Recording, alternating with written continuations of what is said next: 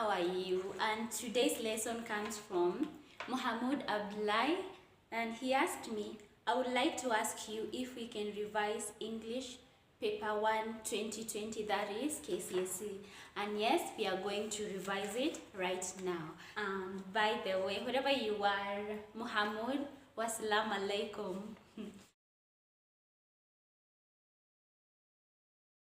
So whatever you have seen there is the question 3 KCSE 2020, and that is what we are going to revise now.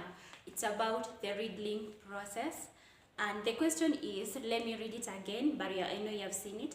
Study the riddle below and answer the questions that follows. The riddle is here again. The challenger is saying, take a riddle, and then the respondent, I take it. The challenger, this small woman, okay, let me read it from my whatever. And then the challenger is saying, this small woman cooks better than your mother. And then the respondent, it's a B. So he's got the answer right.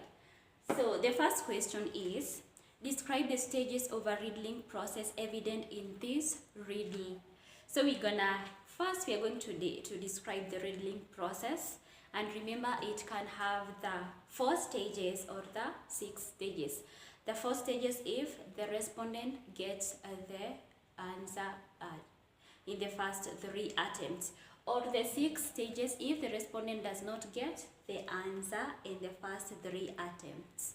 So the riddling process, we are going to analyze it first before we answer the question. And it has 6 stages or 4 stages. So the first stage is the invitation, and in this case, the challenger, it belongs to the challenger, and he proposes to have a riddle. This can be by saying riddle, riddle, or I have a riddle, or take a riddle. So that is the first process, invitation. And now the second stage is the acceptance. And this belongs to the respondent now. The respondent accepts to take a riddle, and he or she does this by saying, riddle come, or I take a riddle. And the third one is the challenge or the riddle itself. And again we come back to the challenger. The challenger now gives the riddle out after the respondent has agreed. And from that we go again to the 4th process, that is the guess, or it can be the answer. If the respondent guesses for 3 times and they do not get the answer right, then we can go to the 5th stage. But if the respondent gets the answer right here, then the riddle ends there with the answer. So we are assuming that the respondent did not get the right answer after attempting 3 times. In that case, we move to the other one, the 5th stage, which is the prize. If the answer is wrong after 3 attempts, the challenger now demands for the prize. That leads us to our last stage, which is the response or the answer. Now, if the challenger now is satisfied with the prize, he or she gives the answer. So let us go to our question now. Describe the stages of a riddling process evident in this riddle. And we have the 4 stages because in the first place, the respondent got the answer right. So we'll have the first 4 stages. And the first stage is the invitation. And in this case, the challenger proposes to have a riddle. Number 2, we have the acceptance as the 2nd stage. And in this case, the respondent accepts the riddle by saying, I take it. And now the 3rd stage is the challenge or the riddle itself. And in that case, the challenger poses the riddle. And lastly, we have the answer now. It's not the guess, it's the answer because the respondent got the answer right. So that is what was expected. Roman 2 of the same question. Who are the most likely participants in the riddling process. Who are they, by the way? Yeah, they are children. Lastly, what will have happened if the respondent had not got the right answer? And now you have that process, it's here. If the respondent could not have got the right answer, the challenger asks for the prize, and if he or she is satisfied with the prize, he or she gives the answer. So that is Roman 3. So we move to the next question. That is question B. For each of the following words, give a word that is pronounced the same. And for you to do that, you have to know the correct pronunciation of the word. So we start with the first one. Supposed to be pronounced as blue. Blue. So the word that is pronounced in the same way is, yeah, it is blue. Blue and blue. If you pronounce this one as blue, that is wrong. It's blue. The second one is flower. Flower. So we'll have the flower, the beautiful flowers. And thirdly, we have air, air, and the homophone is air. This word is air, not hair. And then we have one, and the homophone is one, but not this one. This one is wrong. Next is no, no. So in that case, we'll have the no, I don't want this, so no. And lastly, we have, how do you pronounce this word, by the way? Wood? No, that is very wrong. It's wood, wood. The L is silent. So the homophone is wood. And imagine that was 6 marks, 6 free marks to score. So that is what was expected of that question. Or if you were to answer that question, this is what you were supposed to do. Just like that, and score your 6 marks and go. Question number D now, and it reads this way. You are the chairperson of your English study group. Explain 3 things that you will do to ensure the discussion is conducted effectively. In other words, what are they testing in this question? And it is the role of the chairperson when it comes to group discussion. So we're going to start with the role. What is the role of the chairperson? And number 1 is to guide the discussion. Number 2 is to appoint the secretary, and the secretary will be noting down the main points of the group or what is being discussed. And another role is to make sure that the discussion focuses on the topic. That is, they don't talk about something that is not related to the topic. That is, bringing other stories inside the discussion. And next is to ensure that there is proper turn taking, or to control the tempers of the audience. And this will make sure that there is no quarrels because some audience are not taking turn properly. And lastly is to appreciate every person participating in the group. And actually this will encourage others to participate. Now we go to the question itself. What is expected of you?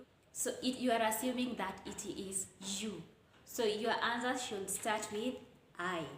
So I'm gonna read you the way you're supposed to write it in the correct way. And by the way, in case you get a question that is asking you, you are the chairperson, you are the secretary, your answer should start or should begin with I. So the correct response should be, I will guide the group discussion, that is, introduce the topic. Number 2, I will call upon individual members to contribute to the discussion. And maybe for the other point, I will keep the group discussion focused on topic. That is to ensure that they do not go out of topic. And the next one, I will control the tempers of the audience such that the discussion does not turn into a quarrel. That is very important. And the next, which is supposed actually to be the first, I will appoint the secretary to record notes on the main points of discussion. And lastly, maybe I would appreciate every person contributing to encourage others to participate. So you're supposed to pick any three and explain properly. Whatever you have seen there is our last question. I'm going to read it again. Read the following conversation between Hamisi and the secretary of Walimu Wema College and answer the questions that follow. And the conversation is here, but I'm going to read it from my paper. And you have Hamisi, hello. The secretary, hello. Why you? Sounds. Hamisi, Ian Simiyu. Is that Wema, Walimu Wema College? She is polite. Secretary, yes. What do you want? Scary. And then Hamisi, I like to talk to the pre. Before even he could finish, the secretary, the principal is not in. Hamisi, I wanted to inquire about the requirement for joining the college. Secretary, there's no room for more students. And then Hamisi, could you kindly tell me about the next intake? And then our secretary, I don't know. You will see that in the newspaper. She sounds, by the way, harsh, and then she hangs up the phone. And our first question, identify the shortcomings of the secretary's communication. And let me say something about that. For a telephone conversation, there is that etiquette, and you should greet the caller or the one who has called. You should use a polite language or a good tone when talking to someone. And another thing, in case there are some other noises, so like the television and the radios, you should reduce the volume. And actually, another thing that you will want to do, you should avoid side conversation. And if you're not the person who have called, then you should not hang up the phone. The caller should hang up the phone. And maybe if you are ending your telephone conversation, you should end it in a pleasant way. It's nice to talk to you. Thank you. Have a nice time, and so on. So that is etiquette in telephone conversation. So what are the shortcomings? First shortcoming, the secretary is rude. Actually, the way she talks, she is rude. For example, what do you want? So that shows that she is rude. Number two, the secretary hangs up the phone and yet she is not the caller. So that is the second shortcoming. And number three, the secretary interrupts Hamisi. You see in this part whereby she says, I would like to talk to the pre, and then the secretary interrupts. The principal is not in. So that is another shortcoming. And the fourth one, the secretary did not introduce herself. That is the fourth one. Those are the shortcomings of the secretary's responses. Next one, correct any three responses of the secretary to ensure that they adhere to telephone etiquette. One, she said, hello, who are you? Instead of saying that, she could have said, hello, may I know who is speaking, please? That is a better way. Number two, what do you want? Instead of saying what do you want, she could have said, how can I help you, please? And number three, I don't know. You will see the advert in the newspaper. She could have said, I'm afraid this year's intake is closed. The next intake will be advertised soon. And the other one, instead of saying the principal is not in, she could have said, I'm sorry, the principal is not in. Would you like to leave a message? So that is etiquette. And I can hear the rain. There's a rain. So that brings us to the end of this lesson, and thank you for watching. I really appreciate. In case you have any other topic that you want us to handle, please let me know. Thank you and bye.